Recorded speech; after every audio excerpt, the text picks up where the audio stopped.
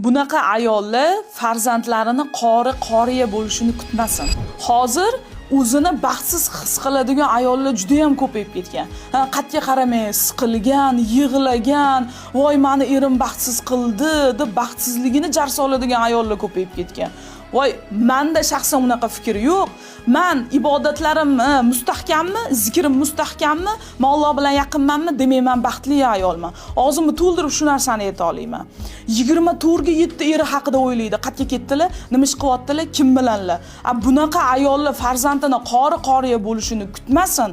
Imom Buxoriy yoshlik vaqtlarida ko'r bo'lib qolganlar. Ularni otasi vasiyat qilgan, olim bo'lishini, farzandim olim qilgan deb dunyodan o'tib ketganlarda ona butun hayotini, hatto 30 yil ko'rmaganlar Imom Buxoriyni. 30 yil umuman butun hayotini farzandini ko'rmasa ham, lekin uni olim bo'lishi uchun harakat qilgan inson. Nimaga bizdan qoriya olimlar chiqmayapti? Chunki bizani ayollarning fikri, o'ylashi faqat eri.